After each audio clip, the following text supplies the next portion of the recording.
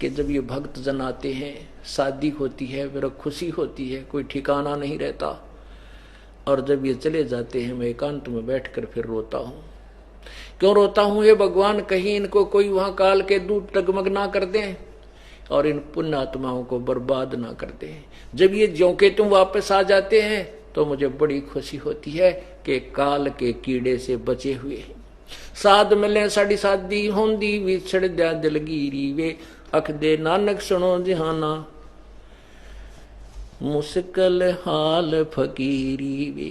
कि इस काल के जाल में ये साधना बड़ी टेढ़ी खीर है, फिर भी परमात्मा मदद करता अपनी पुण्यात्माओं की। अब कहा कि पति मिलन की विधि बताऊं, सुन सुरता चित लाके, सतपुरुष से कर ले सगाई तो गुरु बिचोला बना के। सत्संग बान बैठिए लाडो दान की मेहंदी लाके, पांचों गहने पैर सुहागण सतनाम की बिंदी लाके। और प्रेम की लाली लाके अपना क्यों ना पति रिझावे है। अब इसके अंदर सब वो गहने बताए गए हैं कि जैसे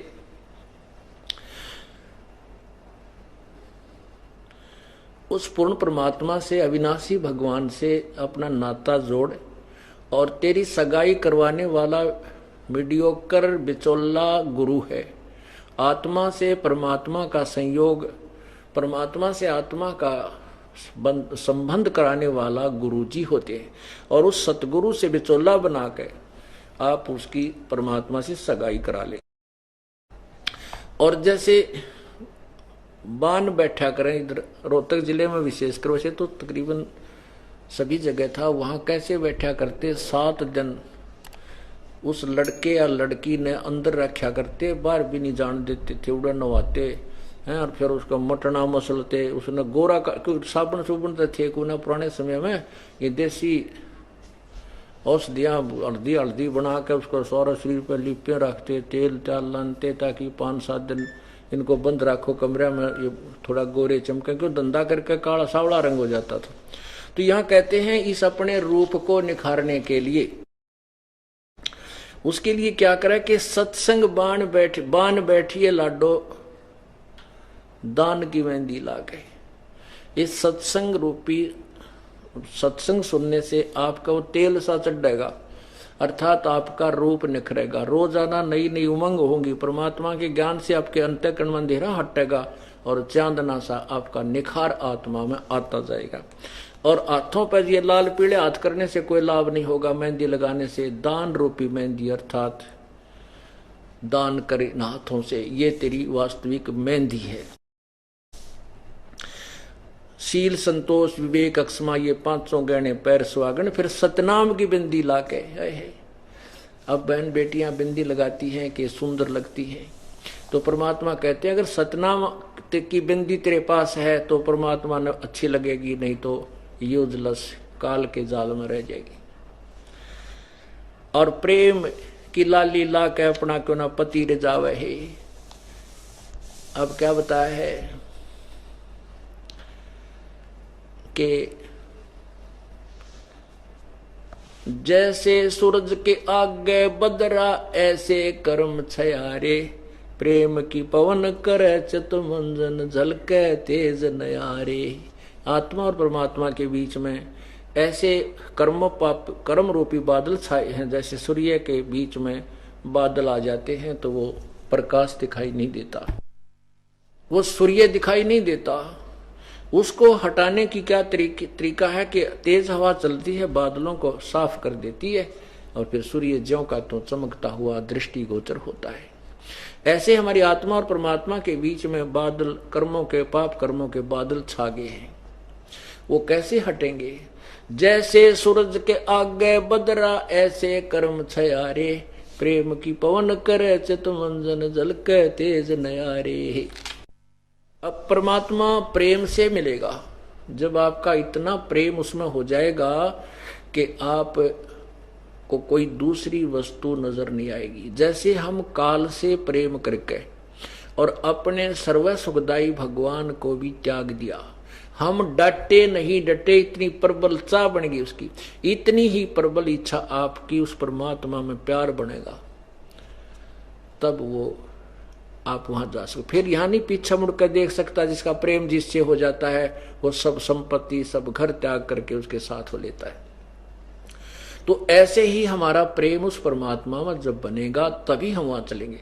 वो प्रेम कब बनेगा? इन साधनों से बनेगा जो आपको बताए जा रहे हैं, नाम के, दान के, सिमरन के, सत्संग सुनने के, ये सभी ये प्रेम उपजाने के साधन है। अंत में आप में इतना प्यार, इतनी उमंग उमड़कान लग जाएगी, आपका रोम रोम करनाने लग जाएगा, आंखों में जरा सी बात पर उस परमेश्वर की चर्चा चलते ही आंसू बहने लग जाएंगे।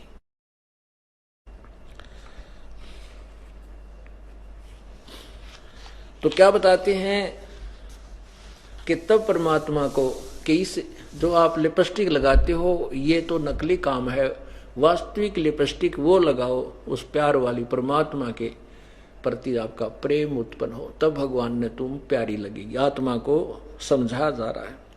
जाप अजप्पा जप के अपना दहेज बना लिए, अनहद बाजा बाजन लग गए तब खुशी मना लिए। अब लड़की जब प्रसन्न होती है कि ब्याह सगाई होती है, क्योंकि बरात आ गई ना आई, फिर बाजा बाजा, जब उसका विश्वास दृढ़ होता है गाय खुड़का दुड़का होने लग गया, बात बन गई। तो ऐसे ही परमात्मा इस आत्मा को कह रहे हैं कि तू ये श्वास, उस श्वास का जो जाप है अजप्पा जाप सतनाम का, इसको जप के अपने ये धन इकट्ठा कर ले, और फिर आपके यहां अंदर आवाजें आने लगेंगी। ये आपने देखा होगा, इस 2-3 पंथ हैं वो सब घुमा फिरा कर यही छोड़ देते हैं कि कान बंद करो, आंख बंद करो, और फिर एकांत में बैठ कर घंटों तक अंदर आवाज सुनो। इस पिंड में, इस शरीर कहो चाहे पिंड कहो चाहे अंड कहो, इसमें केवल काल के लोक की आवाजें हैं। वो परमात्मा का जो वास्तविक धुन है वो इससे पार है, सतलोक में है। कबीर साहब ने कहा कि अंड और पिंड के पार सो देश हमारा है। हमारे यहाँ की जो आवाजें इसमें सुनती वो नहीं है, एक और अजब आवाज आपको सबसे सुनाई देने लगेगी, जो शरीर से नहीं आ रही होगी, आपको बहुत दूर से आती हुई नजर आएगी, वो महसूस होगी। ये शरीर में सुनने वाली धुन व्यर्थ है। तो कहते हैं वो जो तेरा अनहद बाजा बाजन लागे फिर खुशी मना लिए। जब मान लेना कि पति यानी वो तेरा दुल्हा निकट आ रहा है, अब आ लिया, यानी जो बाजा बाजन लग गया आवाज, तो समझ लेती है लड़की कि अब बात बन चुकी है, वो प्रवेश कर चुका है नगर में। अब क्या बताते हैं, आवे ब्रहा कबीर लेन ने खुश होकर चालिए, और प्रेम की बारिश होने लगे फिर मलमल ना लिए। उस परमात्मा के प्रेम में आपकी रह रहकर आंसू बहेंगे, और सार शब्द का सुरमा घालिए तब पति को भावे। काजल जो आंखों में डालती हैं बहने, कहते हैं उस मालिक ने जब अच्छी लागेगी आत्मा, जब तेरे पास सार शब्द का सुरमा यानी वो काजल डाल रखा होगा, क्योंकि सबसे पहले काजल दिखेगा और बिंदी, यानी सतनाम और सारनाम देखेगा वो परमात्मा, और तब आपको पसंद करेगा। फिर उसके लिए क्या बताया कि आदिन्नी की मांग बरा ले चलिए नाड़ झुका के, और संत समागम बरात्री वो ले जावेगा ब्याह के। अब आदिन्नी नम्रता साधु का भगत का पहला गहना होता है, लक्षण होते हैं, नम्रता रखे। आदिन्नी की मांग बरा ले चलिए नाड़ झुका के, ऊपर न मुंह करके तो ऊंट चला करते हैं, अहंकार करना, ऊपर को मुंह करके चलना, अहंकारी बनना। और ये संत समागम बारात है इस आत्मा की। वो परमात्मा ऐसे ही तुझे ब्याह ले जाएगा, अर्थात वो अपना लेगा, आपको अपनी समझ लेगा। यही आने से ये ज्ञान निखरेगा। सुरत नृत्य की डोली तेरी बैठ शिखर में जाके, ये सुरत और नृत्य एक दिव्य दृष्टि बनेगी आपकी, और फिर दिव्य दृष्टि बनते ही ये सब सुरत और नृत्य उस दिव्य दृष्टि के साथ होकर के ऊपर जाएगी। और काल ने बहुत भ्रमणाएं फैला रखी हैं, बहुत ज्यादा आगे हजारों लाखों मार्ग बना रखे हैं। तो वहां एक ऊपर से जब हम चलेंगे यहां से, एक ऊपर से मकड़ी जैसा तार आएगा। मकड़ी का जो तार आपने देखा हो, ऐसा ऊपर से एक तार आपके समक्ष आ खड़ा होगा और फिर आपके साथ साथ वो परमात्मा आगे आगे होगा। और उस मकर तार के साथ आपने बहुत ही स्पीड से ऐसे उस मकर तार के साथ साथ, यानी फिर मार्ग भ्रष्ट नहीं होने देगा, वो आपको साथ ले जाएगा। क्या लिखा है? मकर तार का खेल कांगना अल्लल ध्यान दचा के, उस मकर तार को मत छोड़ना, ये तेरा कांगना खेलना। पहले खेला करते कांगना, हमने देखा तो उसमें कुछ रखा करते, उसने वधू पहले उठाना चाहती है उसका जिसके साथ कांगना खेल रहा वो अपनी तरफ, तो कहते हैं तू अपना झपट के उस मकर तार न पकड़ लिए और फिर पार हो जाना, विजयी हो जाना। बैठ विश्वास सेज बिछा के शब्द छह लावहे, कि इस मार्ग में फिर अविश्वास नहीं होना चाहिए। आपको प्रमाण पूरे मिल गए, सब शास्त्र प्रमाणित हैं, सब उन महापुरुषों की वाणी प्रमाणित है जिन्होंने भगवान पाया कि ये विधि है, ये नाम है और यही प्रमाण है। अब तू विश्वास रखना, डगमग मत होना, इस विधि से तू परमात्मा पावेगी, फिर वो परमात्मा तुझे लेकर जाएगा, अर्थात अपने पास बुला लेगा। अविश्वास मत करना। दिव्य दृष्टि से देख लिए तू अपने पति का सेरा, सुन शिखर में श्वेत महल है जहां तेरे पति का डेरा। इन त्रिलोकी यारों को भूल बावड़ी, इच्छा बीज भस्म हो तेरा। इन यहाँ के इन भगवानों से अपनी आस्था कति हटा ले, आप हट जाएगी। गीता जी अध्याय नंबर 2 के मंत्र नंबर 53 में स्पष्ट किया है कि अर्जुन, जब तेरा जिसमें तेरा मन नाना प्रकार के भ्रमित करने वाले शास्त्रों से हटकर, ज्ञान से हटकर एक तत्व ज्ञान पर आश्रित हो जाएगा, तब तो तू भक्त बनेगा। फिर लिखा है कि अर्जुन, जब जैसे बहुत बड़े जलाशय की प्राप्ति के उपरांत, बहुत बड़े जलाशय की प्राप्ति के उपरांत जिसमें उस छोटे जलाशय में जैसी आस्था रह जाती है,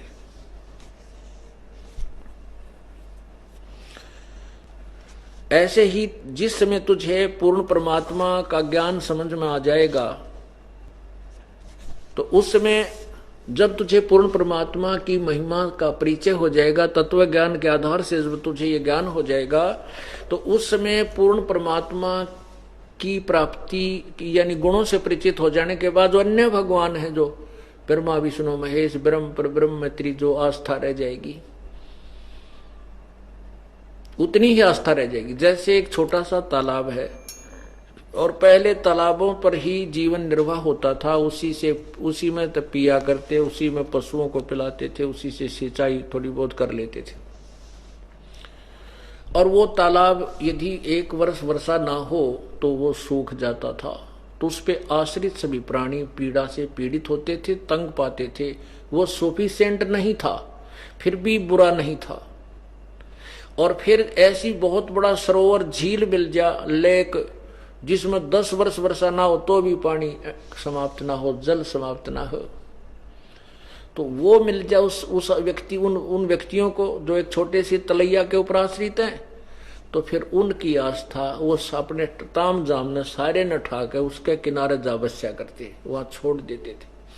वो तालाब बुरा नहीं लगता उनको, क्योंकि उसमें भी जल था, लेकिन उसके तुलना में उसकी अक्षमता बहुत नाम मात्र थी। वो आप भी अस्थायी था, वो भी पूर्ण रूप से निर्भर नहीं था, और उसके ऊपर आश्रित होने वाले भी आपत्ति में ही रहते थे।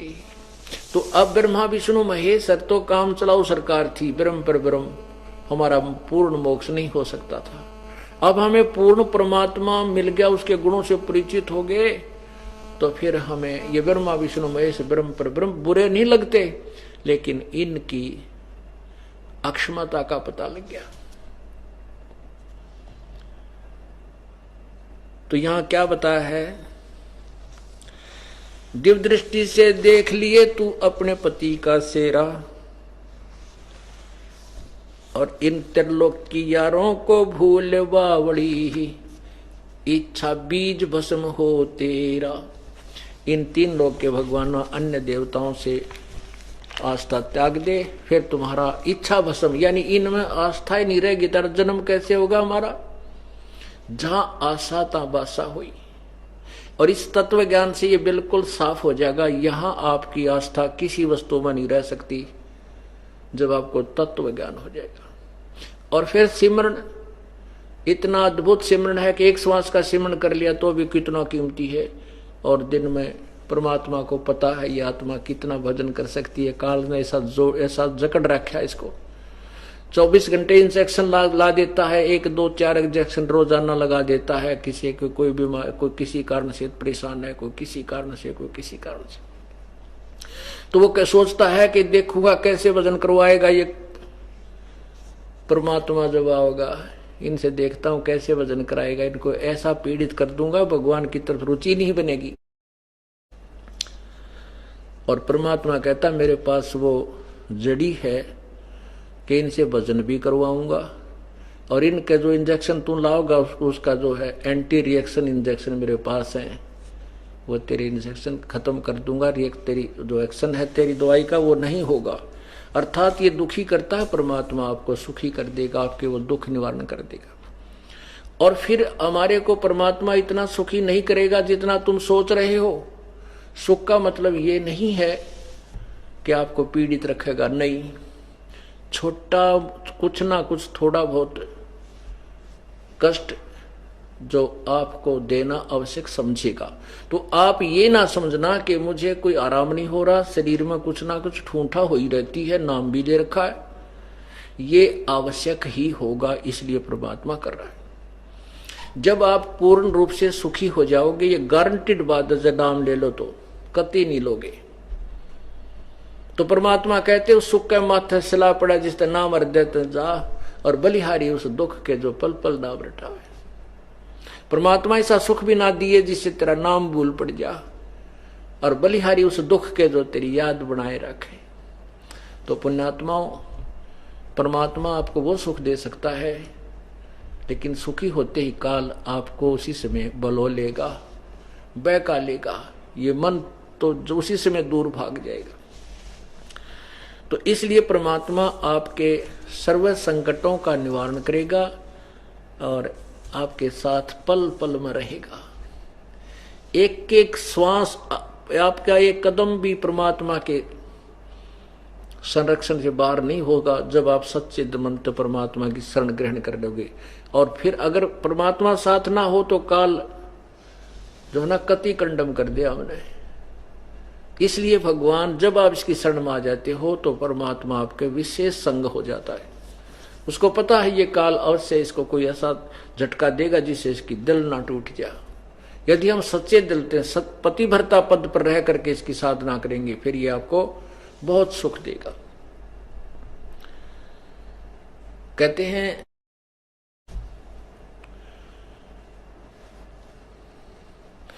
पतिव्रता जमी पर जो जो धर है पाँव, समृत झाड़ू देत है ना कांटा लग जावे।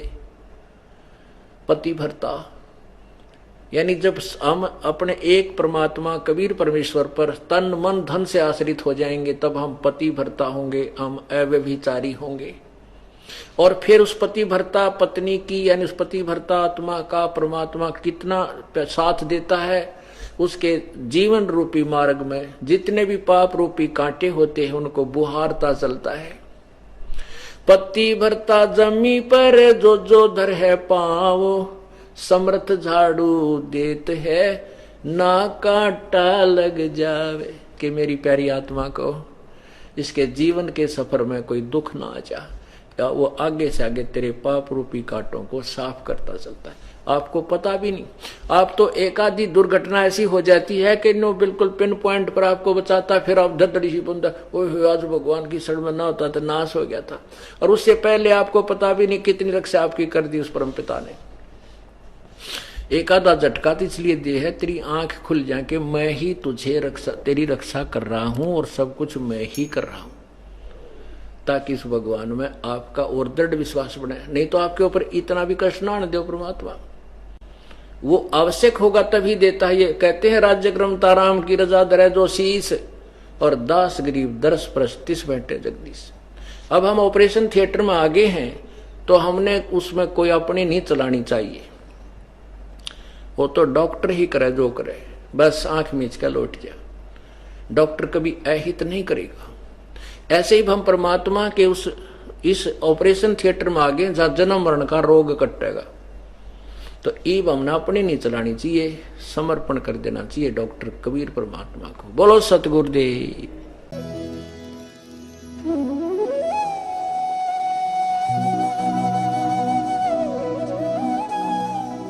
अगर आप ये वीडियो YouTube पर देख रहे हैं तो हमारे चैनल को सब्सक्राइब करें और बेल आइकन को दबाना ना भूलें। अगर आप Facebook पर ये वीडियो देख रहे हैं तो हमारे पेज को लाइक करें।